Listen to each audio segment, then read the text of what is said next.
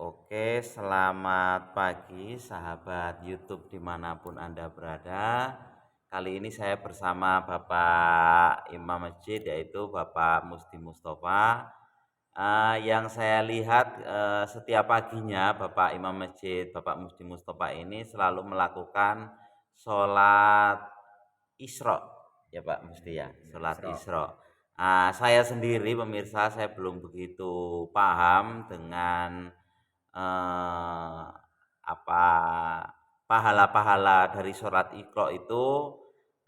Saya sendiri kapan gitu kan ingin bertanya dengan beliau manfaatnya gimana dengan sholat Iqra itu. Gimana mungkin pemirsa juga sebagian ada yang seperti saya yang belum begitu memahami dengan sholat Isra itu. Di sini di kesempatan pagi ini kita ingin bertanya dengan beliau. Kita akan sama-sama mendengarkan apa manfaat dari sholat Isra tersebut. Oke pemirsa, langsung saja akan kita bertanyakan sama Bapak Imam Masjid yaitu Bapak Musti Mustafa. Monggo Mas Musti, boleh dijelaskan kepada saya dan pemirsa tentunya dengan sholat Isra itu gimana gimananya. Monggo silakan. Terima kasih. Assalamualaikum warahmatullahi wabarakatuh. Waalaikumsalam. Pemirsa YouTube di mana saja Anda berada pagi hari ini, mudah-mudahan kita semuanya dalam keadaan sehat walafiat, tidak kurang suatu apapun. Mudah-mudahan apa yang diniatkan kita bisa tercapai dengan sebaik-baiknya. Terlebih dahulu kita bersyukur bahwa pagi hari ini kita semuanya sehat, mudah-mudahan pemirsa juga sehat, sehat lahir, sehat batin, sehat Amin. jasmani dan rohani. Amin. Selanjutnya, sholawat dan salam kita mohonkan kepada Allah, mudah-mudahan selalu tercurah ke pundak junjungan kita Nabi besar Muhammad Shallallahu Alaihi Wasallam dengan harapan yang sama. Kita semuanya diakui sebagai umatnya dan insya Allah akan mendapatkan syafaatnya. Pemirsa YouTube di mana saja berada, tadi Mas Agus menanyakan tentang sholat Isra. Jadi saya jelaskan. Ini sebelumnya saya juga minta maaf apabila nanti kurang jelas atau kurang mendetil. Saya juga mohon maaf, yang namanya manusia itu pasti ada kekurangan. Jadi sama-sama menyadari. Sholat Isra adalah dilaksanakan setelah sholat subuh 90 menit dari sholat subuh. Jadi seandainya subuh itu jam 5 kurang 5, berarti jam setengah 7 kurang 5, 90 menit. Tapi itu dilaksanakan seumpama keburu itu 85 menit atau 83 sudah boleh. Cuman yang afdolnya, jadi seperti mungkin pemirsa di mana saja berada, lebih baiknya seperti kendaraan.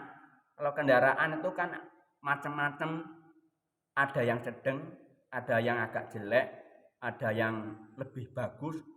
Jadi begitu juga sholat. Kalau sholat harus kita ambil yang bisa, yang paling bagus, supaya mudah-mudahan kita mendapatkan pahala di sisi Allah Subhanahu wa taala juga yang bagus. Jadi saya ulangi lagi, sholat Isra itu di sini kalau di digital itu suruk. Suruk itu artinya terbit matahari.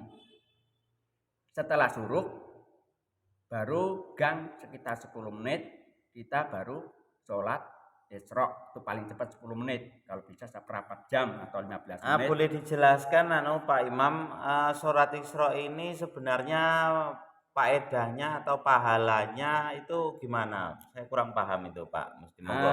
Gini, sholat Isra itu pahalanya memang kalau kita tidak mengerjakan rugi banget. Karena sama pahalanya haji dan umroh. Masya Allah. Jadi pahalanya sangat gede atau sangat besar haji dan umroh.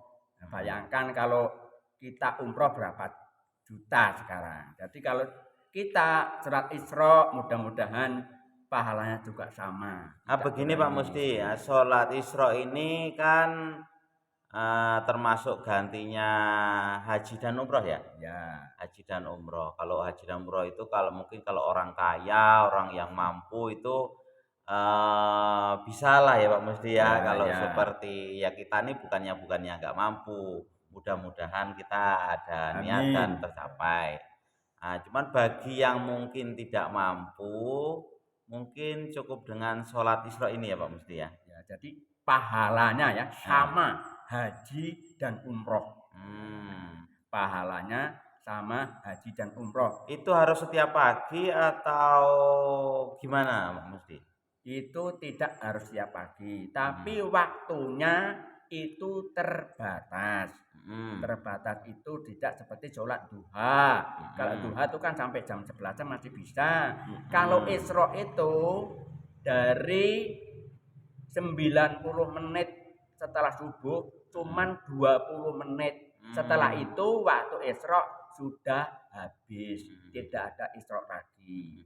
Jadi makanya ya waktu itu cuman sedikit, maka harus dikejar lantaran ganjaran atau pahalanya kan sangat besar. Mudah-mudahan yang namanya apalagi ini di bulan Ramadan kan, mudah-mudahan kita mengerjakan itu terus mendapat hidayah. Soalnya hidayah itu enggak ada yang bisa ngasih kecuali Allah Subhanahu wa taala. Jadi ada doa yang sangat mendasar yaitu Allahumma hdi qaumi fa innahum la ya'lamun. Ya Allah berikan hidayah pada kami. Kami itu semuanya. Itu di rakaat pertama ya Pak Musti ya?